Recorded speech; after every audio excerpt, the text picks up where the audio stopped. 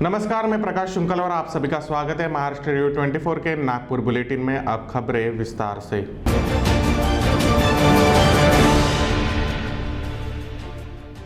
नागपुर में कोरोना संक्रमण से लोगों की जान जा रही है, यह बात तो आप सभी को पता है, मगर अब डॉक्टर और अस्पताल भी अपनी जिम्मेदारी भूल रहे हैं। भगवान के बाद अगर भगवान का काम कोई करता है तो वह डॉक्टर है, मगर यह डॉक्टरी पेशा अब सिर्फ पैसे कमाने का जरिया बन चुका है। यह कहना गलत नहीं होगा, क्योंकि नरेंद्र नगर के क्रिटिकल केयर अस्पताल में, जो कि डॉक्टर तांबे द्वारा संचालित किया जाता है, उसमें कोविड के इलाज की परमिशन न होते हुए भी अस्पताल के डॉक्टर और प्रबंधन ने पहले तो शरद पालोकर नाम के व्यक्ति को भर्ती कर लिया, फिर इलाज के नाम पे सिर्फ एक ऑक्सीजन लगा दिया। इस बीच मरीज की मौत हो गई तो घटना से पल्ला ही झाड़ लिया। यह संगीन आरोप लगाया है मरीज के परिजनों ने। इस बारे में हमने मृतक शरद के परिजनों से बात की है, तो उनका क्या कहना है देखते हैं। कोरोना को लेकर सरकार की गाइडलाइन होने के बाद भी नागपुर में कई ऐसा हॉस्पिटल है जो कोविड पेशेंट को भर्ती कर किसी भी तरह के ट्रीटमेंट ना देकर उनकी तरफ से पैसों की लूट कर रहे हैं। ऐसा एक मामला हमारे साथ सामने आया है, जिसमें पार्लोकर करके एक व्यक्ति थे जिनकी डेथ हो गई इसी के चलते। ये मामला क्या है, हम इनसे जानेंगे। उनके परिजन हमारे साथ है। मुझे बताइए कि क्या घटना हुई थी और कब पेशेंट को आपने भर्ती किया था? हमने 6 तारीख को एडमिट किया था और उनको कोविड डिटेक्ट हुआ था, पॉजिटिव आए थे, पर 2% था कोविड। और उसके बाद 4 दिन में उन्होंने डेथ डिक्लेयर कर दिया। जब आप पेशेंट को यहाँ से यानी घर से लेके गए थे वहाँ पे, तो पेशेंट की हालत कैसी थी? एकदम फिट थे वो, कुछ भी नहीं हुआ था, पर हम लोग ऑक्सीजन चेक करते रहते थे उनका, तो थोड़ा सा 90 आ रहा था, 90-91, इसलिए हम लोग हॉस्पिटल लेके गए। तो जब पेशेंट यहाँ से गए तो किस तरह की उनकी हालत थी और क्या बोल रहे थे वो, और कितने दिन में फिर उनकी हालत ख़राब होने लगी और डॉक्टर का क्या कहना था? जिस दिन हम लोग लेके गए वो तो एकदम फिट थे, उनको कुछ भी नहीं हुआ था, बस थोड़ा सा ऑक्सीजन कम था। और हम लोग लेके गए तो हॉस्पिटल में फिर एडमिट किया। उसके बाद उन्होंने बोला कि हाँ नहीं आ सकते पेशेंट को देखने। फिर 2 दिन बाद उनकी हालत ख़राब होना चालू हुआ, वो फ़ोन पे ही बात करते थे हमसे। और 3rd डे बहुत ज़्यादा ख़राब हुई और 4th डे उनको डेथ हो गई। आपने जो हॉस्पिटल में उनको एडमिट किए थे, वो हॉस्पिटल कोविड हॉस्पिटल है क्या? किस तरह का हॉस्पिटल है? वो नॉन कोविड हॉस्पिटल है, पर उन्होंने नहीं बताया और हमें भी पता नहीं था कि वो नॉन कोविड है, तो डॉक्टर ने भी बताया नहीं और एडमिशन ले लिया उनका। ट्रीटमेंट के नाम पे उन्होंने क्या ट्रीटमेंट की थी और आपके बिल में भी ज़्यादा बढ़ोतरी की है क्या? कितने पैसे चार्ज किए, क्या किया? उन्होंने बेड चार्ज तो एक दिन का 15,000 लगाया है और बाकी के भी बहुत सारे चार्जेस लगाए हैं। अच्छा, और उन्होंने बाहर से ही भी आपको दवाई लाने के लिए बोला था? दवाई तो पूरा हमसे ही लिया उन्होंने, कुछ भी खुद का ट्रीटमेंट नहीं किया और कोविड का ट्रीटमेंट तो किया ही नहीं, बस ऑक्सीजन मास्क लगा दिया था, बाकी कुछ भी नहीं किया। बाकी सारी दवाइयाँ आप लेके जाती थी या हॉस्पिटल? नहीं, पूरी दवाई मैं ही लेके गई थी। अच्छा, तो अभी आपका क्या कहना है कि हॉस्पिटल पे क्या कार्रवाई होनी चाहिए? उनका लाइसेंस कैंसिल होना चाहिए।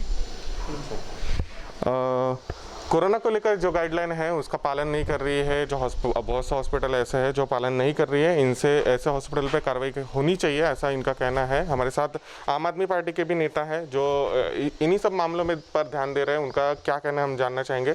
मुझे बताइए कि शहर में इस तरह का जो माहौल है, बहुत से हॉस्पिटल परमिशन ना होते हुए भी कोविड पेशेंट को एडमिट कर रहे हैं, बाद में ट्रीटमेंट नहीं कर रहे ठीक से और ये पेशेंट मर रहे हैं, तो ऐसे में आपका क्या कहना है? प्रशासन की सीधी सीधी लापरवाही है। आपने गए साल भी हमने ये देखा कि नागपुर के अंदर में कोरोना था, ठीक है, महाराष्ट्र के अंदर में कोरोना गए साल भी ज़्यादा था, इस साल भी ज़्यादा है, पर मुंबई की तुलना के अंदर में नागपुर के अंदर में कोरोना गए साल कंट्रोल में अपन बोल सकते हैं, कंट्रोल में था, ठीक है। हमारे जो पिछले जो कमिश्नर थे मुंडे साहब, उन्होंने कोरोना की जो ये बीमारी थी उसको पकड़ के रखा था, उसको काबू में रखा था। अब समस्या ये है महाराष्ट्र के अंदर में, हम लोग देख रहे हैं नागपुर के अंदर में पालक मंत्री जो है नागपुर से, हमारे ऊर्जा मंत्री है महाराष्ट्र के, वो क्या कर रहे हैं कुछ पता नहीं। नागपुर के कमिश्नर क्या कर रहे हैं कुछ पता नहीं।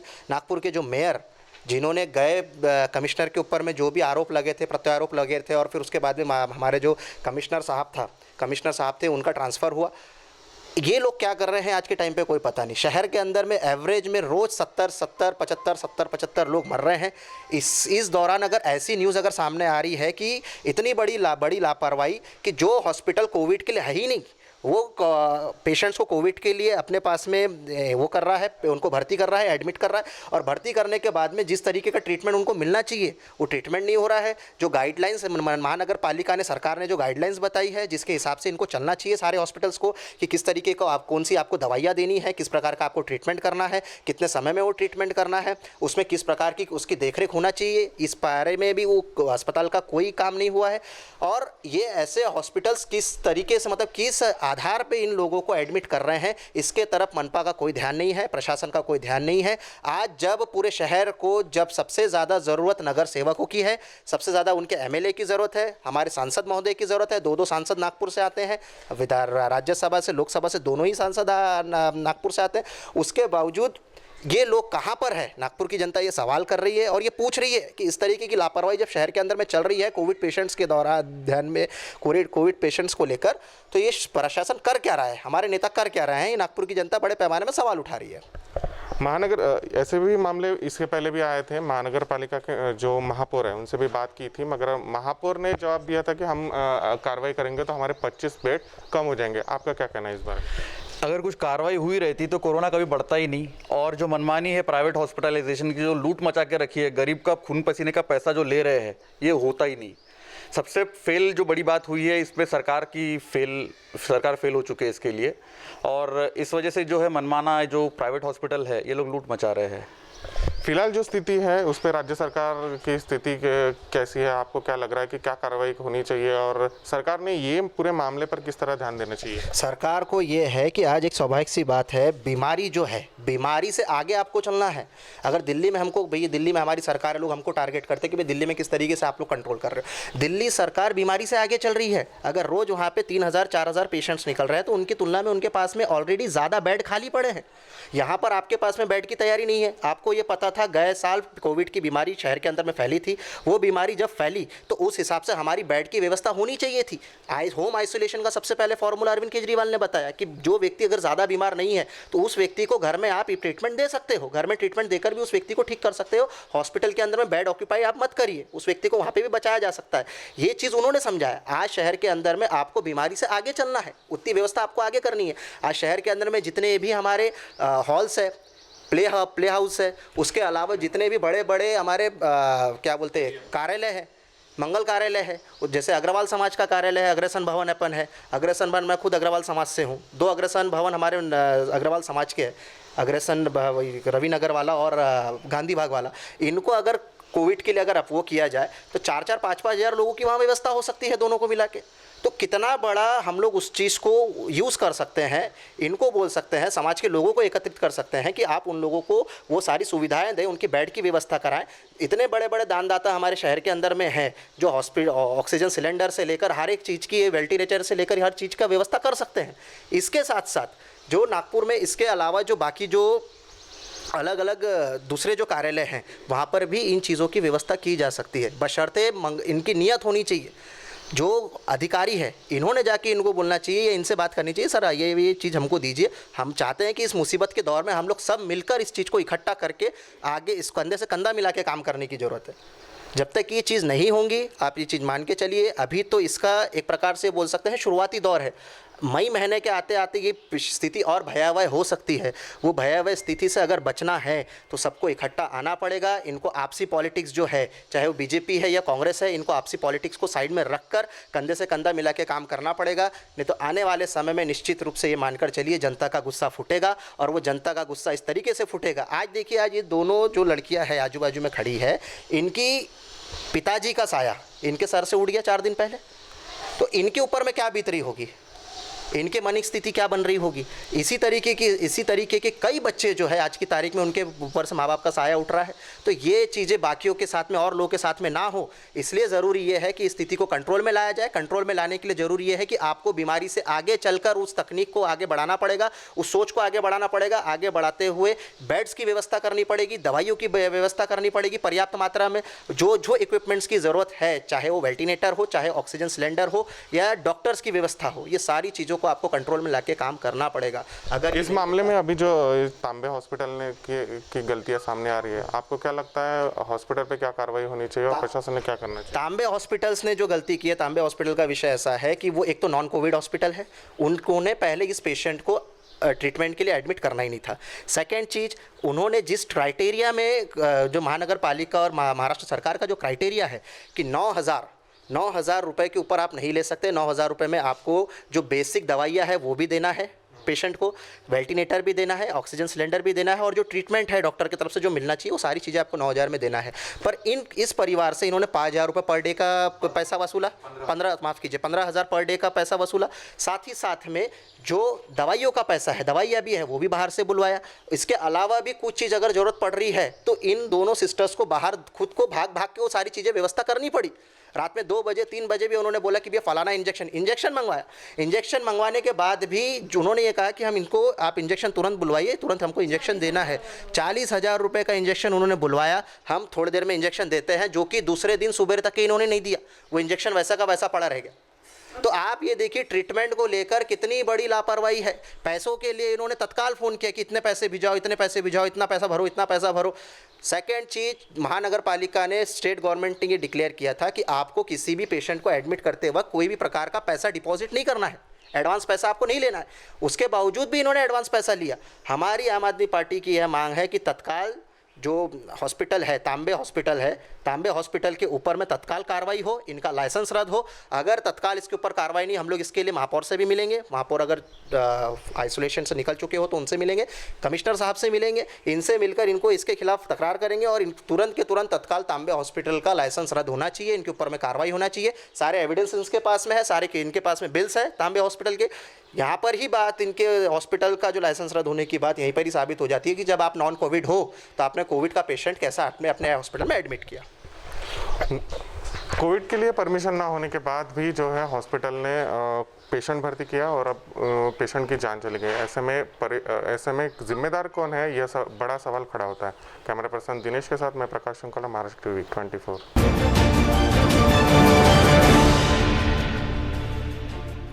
शांतिनगर क्षेत्र में मंगलवार को पुलिस ने एक घर पर छापा मारकर घरेलू सिलेंडर से सीएनजी ऑटो गैस भरते हुए एक व्यक्ति को रंगे हाथ धर दबोचा है। आरोपी खुद और लोगों की जान से खिलवाड़ कर रहा था। आरोपी का नाम शेख वसीम शेख हनीफ बताया जा रहा है।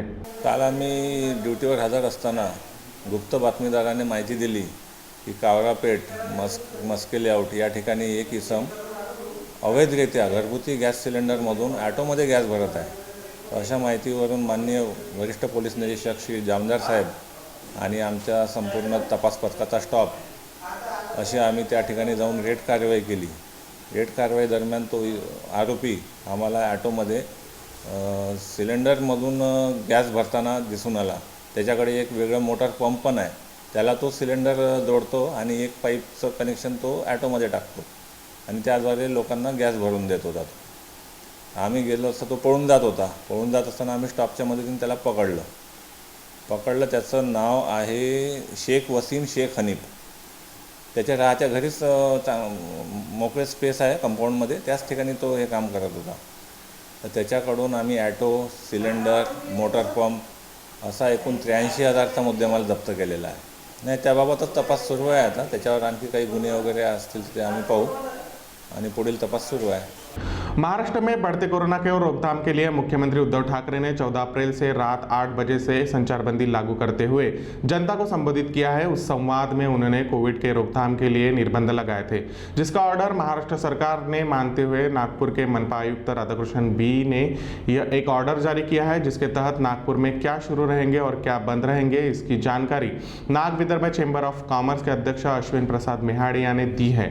आइए जानते हैं उनसे कि उनका क्या कहना है। नमस्कार दोस्तों, मैं Ashwin Prakash Mehadia, president Nag Vidarbha chamber of commerce Nagpur से।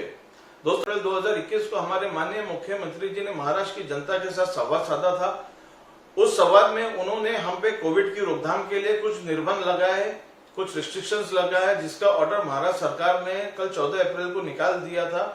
उसी ऑर्डर के तहत आज हमारे माननीय म्युनिसिपल कमिश्नर श्री राधाकृष्णन जी बी ने अपने एक ऑर्डर जारी किया। वो इस प्रकार है, हमारे पूरे राज्य में 144 सेक्शन इम्पोज कर दिया गया है, मतलब 5 से ज्यादा लोग एक जगह पर जमा नहीं हो सकते। जमाव बंदी पे प्रतिबंध लग गया है। स्टेट में नाइट कर्फ्यू लग गया है। किसी भी व्यक्ति को बिना कारण कहीं पर भी घूमते हुए नहीं पाया जाना चाहिए। उन्होंने कुछ विशेष छूट दी है, जो मेडिकल से संबंधित जो भी फैसिलिटीज है, चाहे वो उनके वेयर हाउसेज हो, दुकान हो, ट्रांसपोर्टेशन हो, सिटी स्कैन के सेंटर्स हो, पैथोलॉजी लैब हो, हॉस्पिटल्स हो, जिस प्रकार की भी शॉप है, सैनिटाइजर बेचने वाले हो, मास्क बेचने वाले हो, ये सबको इससे छूट दी गई है।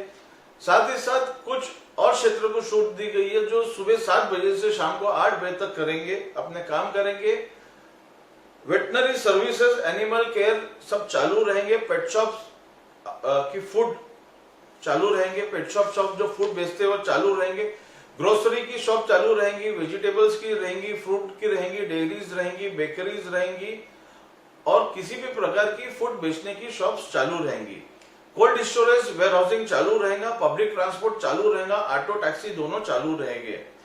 जो भी सेबी वगैरह में डील करते हैं ये ऑफिसेस चालू रहेंगे। ट्रांसपोर्ट किसी भी प्रकार का रुकेगा नहीं, ये सर्व चालू रहेगा। एग्रीकल्चर की दुकानें जो कि सीड्स बेचती है, इनके मशीनरी बेचती है या उनके इक्विपमेंट्स बेचती है, ये सारे प्रकार के चालू रहेंगे। एक्सपोर्ट इंपोर्ट करने वाले किसी भी क्षेत्र के हो, ये सारे चालू रहेंगे।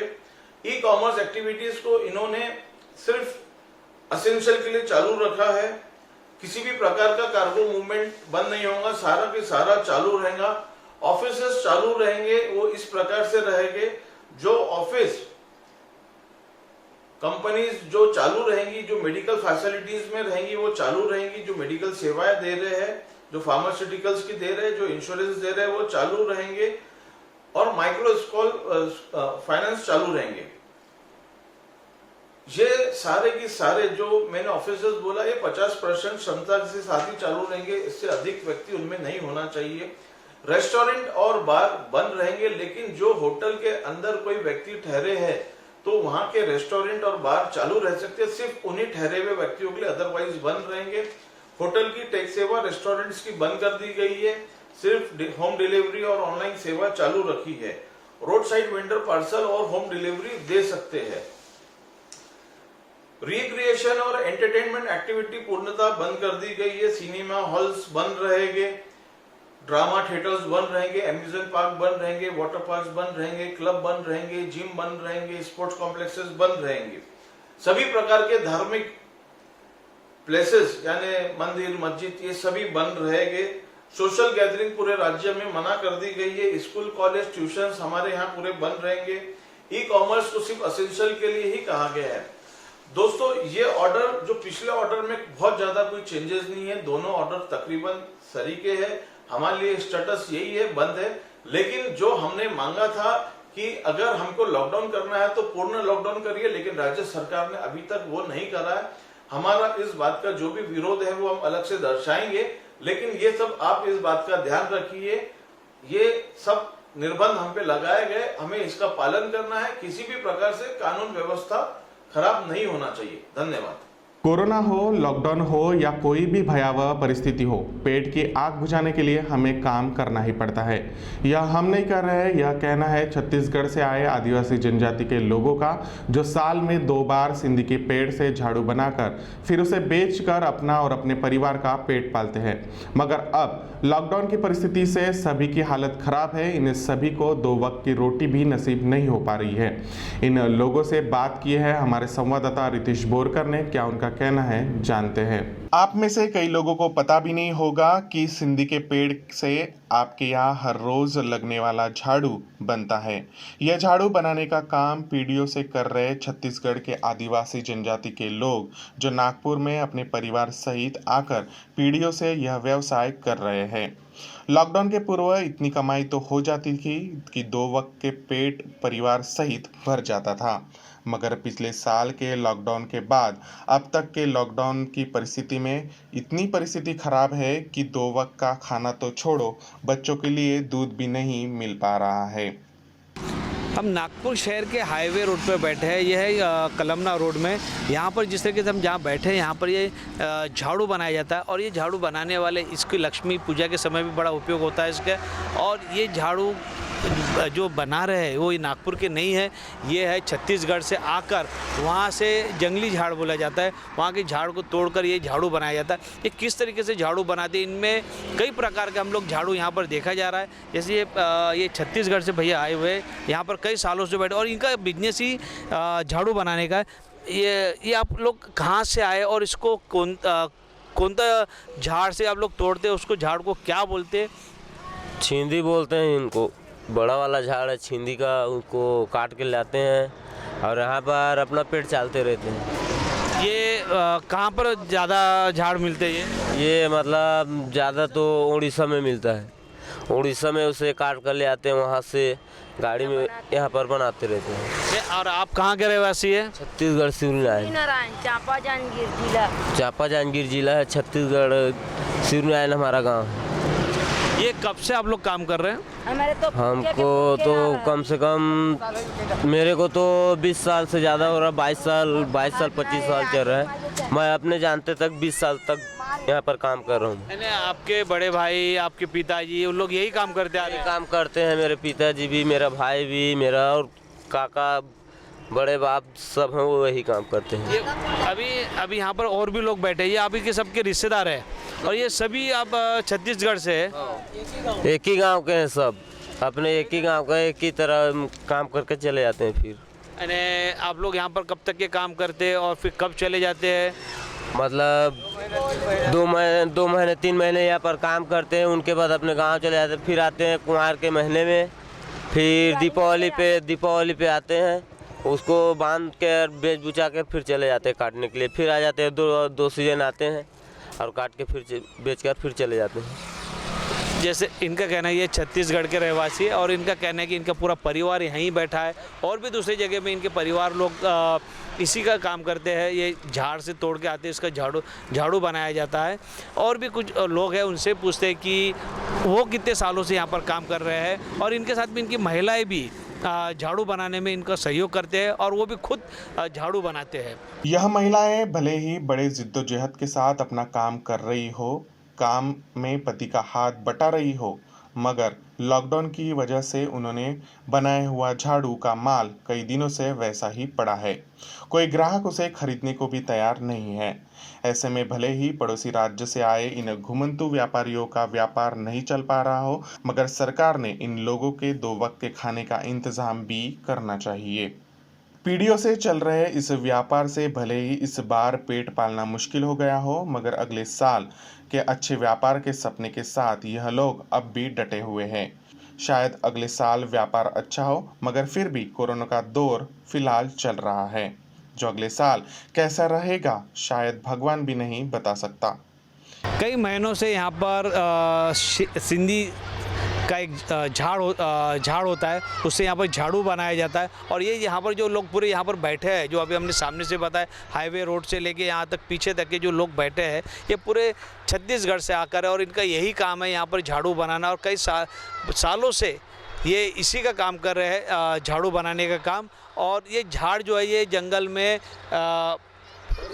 उड़ीसा में और छत्तीसगढ़ में बड़े पैमाने में पाया जाता है और ये यहाँ पर बैठे। और अभी तो नागपुर शहर में एक लॉकडाउन लगा हुआ है, उसके बाद भी इन लोगों का व्यापार यहाँ पर चालू है, इन लोग यहाँ पर काम कर रहे हैं। आइए पूछते लॉकडाउन में इनको खाने की सुविधा हो रही है या नहीं और इनके झाड़ू बिक रहे कि नहीं बिक रहे और कितने रुपए में बिकते हैं। पूछते भाई आप यहाँ पर काम कर रहे हैं, मेरे को मतलब पहले अभी लॉकडाउन लगा है, आप लोगों की खाने की सुविधा हो रही है या नहीं?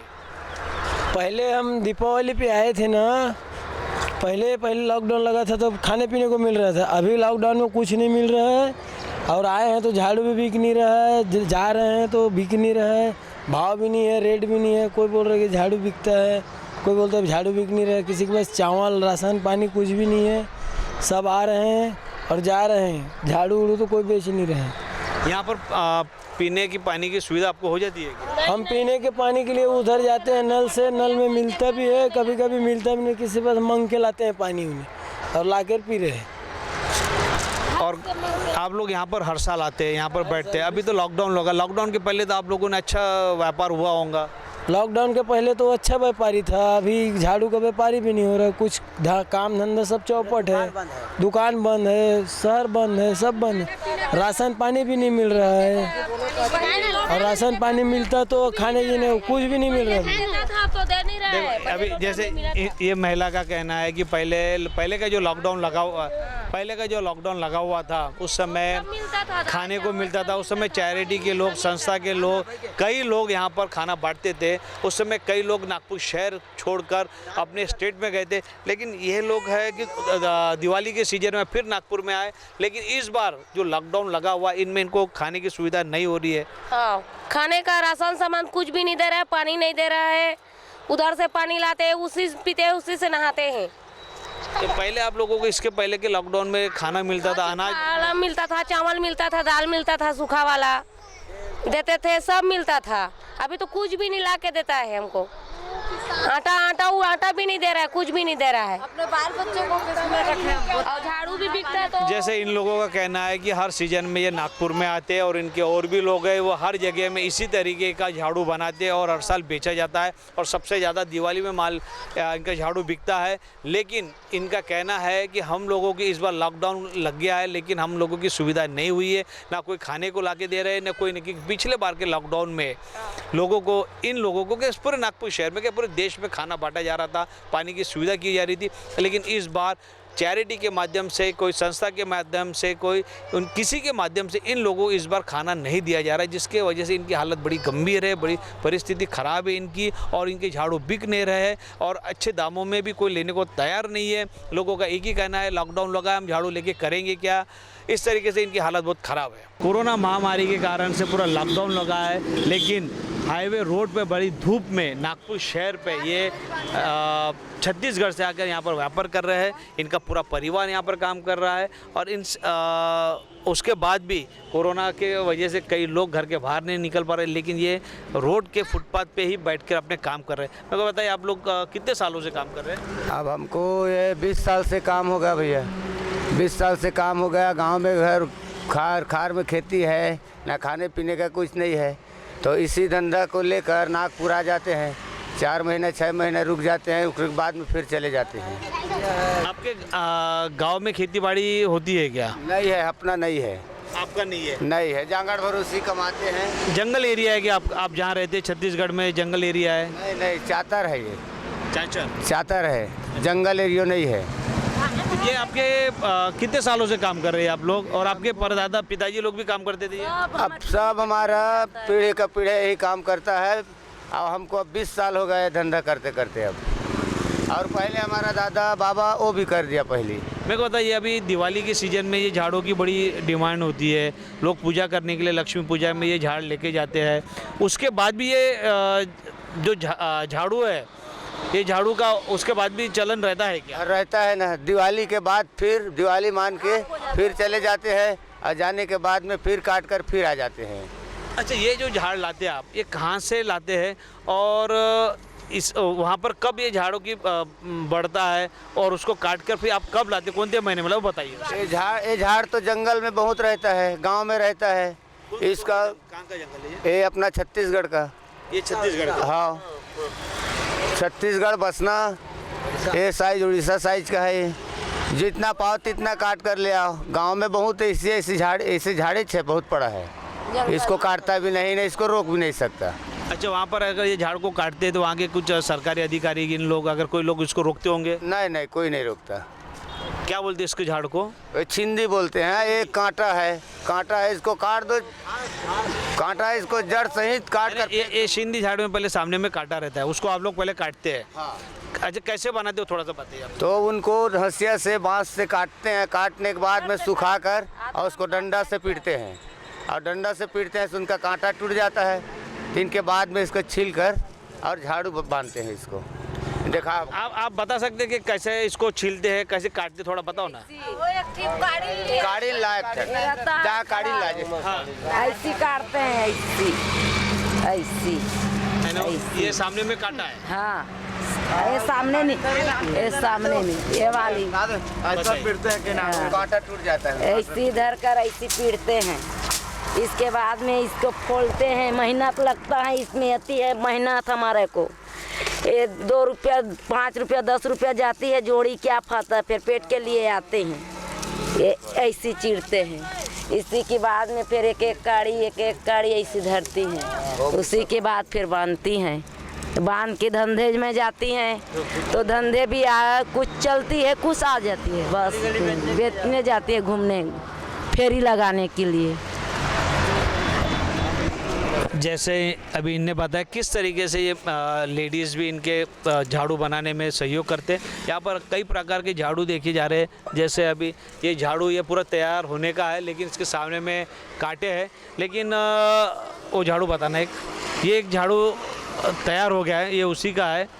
ये झाड़ू तैयार हो गया, इसके पूरे कांटे काट दिए इन लोगों ने, और ऐसे छोटे छोटे झाड़ू, हर प्रकार के झाड़ू बनाया। और इन झाड़ू का सबसे ज़्यादा महत्व लक्ष्मी पूजा के समय यानी दिवाली के समय किया जाता है। और इनके छोटे बच्चों से लेके लोग सीजन के 4 महीने यहीं आते हैं, और ये छत्तीसगढ़ और उड़ीसा पे ये जंगलों से झाड़ काट कर यहाँ लाया जाता है।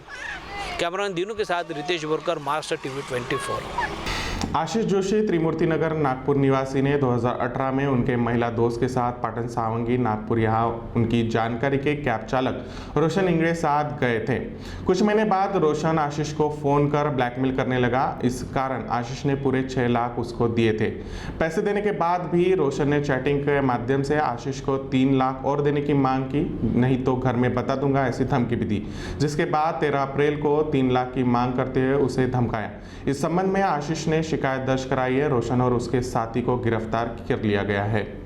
काल पोलीस स्टेशन प्रतापनगर येथे एक प्रतिष्ठित नागरिक, एक औषधी व्यापारी यांनी आपल्याला तक्रार दिली की ते सन 2018 मध्ये त्यांच्या एका मैत्रिणीसोबत ग्रामीण एरियामध्ये एका हॉटेलमध्ये गेलेले होते, आणि त्या हॉटेलमध्ये जाताना त्यांनी एक टॅक्सी हायर केलेली होती। ती टॅक्सी होती रोशन इंगळे नावाच्या व्यक्तीची, आणि ते जेव्हा परत निघाले तेव्हा त्यांची दोघांची रिसिप्ट जी आहे ती हॉटेलची ती त्या टॅक्सीमध्ये राहून गेली।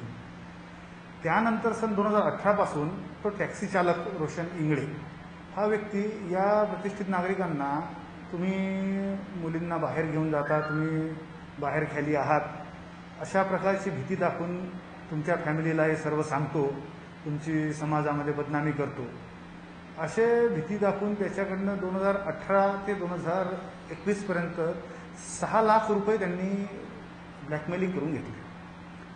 आणि कालसुद्धा ते त्याच प्रकारे पुन्हा त्यांच्या दुकानामध्ये आले आणि त्यांना याच कामाकरता 3 लाख रुपये पुन्हा मागू लागले।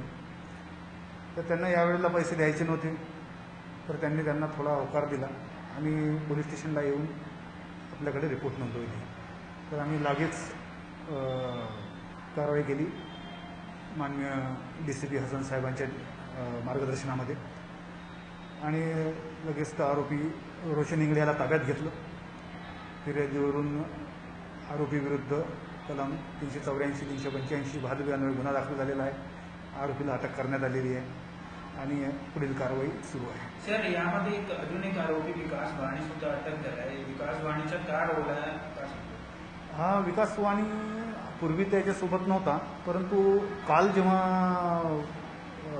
त्यांना डिमांड केल्या गेली तेव्हा मुख्य आरोपी रोशन इंगडेसोबत विकास वाणीसुद्धा गाडीमध्ये होता, आणि त्यालासुद्धा हा अशा प्रकारे पैसे मागितला जात आहे याची जाणीव होती, त्यामुळे त्यालासुद्धा या गुन्ह्यात आरोपी करण्यात आला।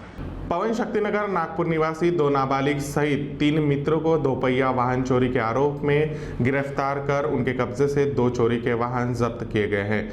तीनों लोग मौज-मस्ती के शौक पूरा करने के लिए वाहन चुराते थे। नंदनवन थाने में यह घटना दर्ज कराई गई है। आरोपी का नाम रोहित ऋषिकेश बताया जा रहा है। आमच्याकडे गुन्हा दाखल झालेला आहे दिनांक 10/4/2021 रोजी 13-20 वाजता सुमारास। त्याच्यामध्ये गाडी चोरीची फिर्याद देण्यात आलेली आहे।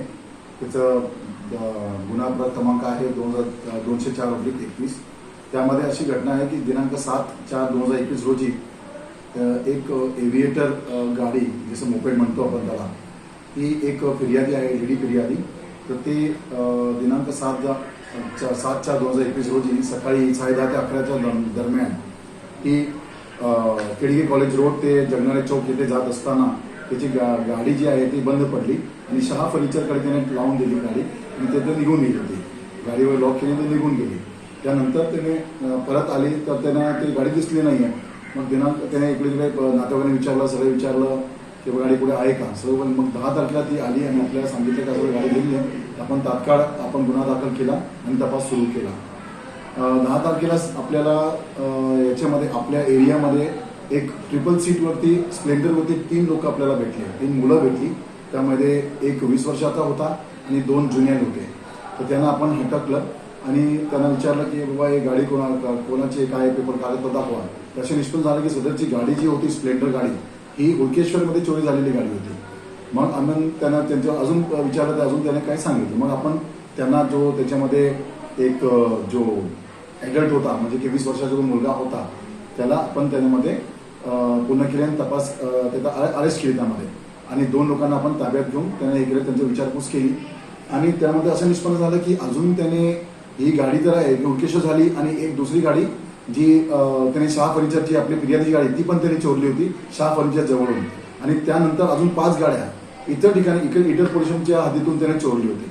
असे एकूण त्याने 7 गाड्यांचा आम्हाला पूर्ण खुलासा दिला होता. एकूण मुद्देमाल जवळजवळ 3.5 लाखाचा असेल तो आणि त्यामध्ये वेगवेगळ्या गाड्या आहेत, हंक गाडी आहेत आणि कॉस्टली गाड्या पण आहेत. त्यामध्ये अशा 7 गाड्या टोटल आपण रिकव्हर केल्या त्याच्याकडून आणि पूर्ण आपण केलेल्या आहे. आता सध्या आपण मग 10 तारखेला आपण PCR घेतला होता. हळूहळू आपण ती गाड्या रिकव्हर करत गेलो. आज रोजी त्याचा MCR झालेला आहे तो आता आणि 2 जे आहेत त्याचा आपण ज्युनियरच्या कोर्टमध्ये आपण पेश केलेला आहे. एकूण किती आरोपी आहे याच्यामध्ये? याच्या मध्ये एक जो मोठा आरोपी जो मुलगा आहे त्याचे 20 वर्ष आहे जे ओव्हरेज आहे आणि 2 अंडर आहेत, 2 ज्युनियर 2 आहेत. त्याच्यापैकी असे मिळून 3 आरोपी त्याच्यामध्ये आहेत. रोहित म्हणून एक आहे आणि 2 आहेत जे ज्युनियर आम्ही. अब वक्त हो चला है यही रुकने का. आप देखते रहिए महाराष्ट्र रिव्यू 24. नमस्कार.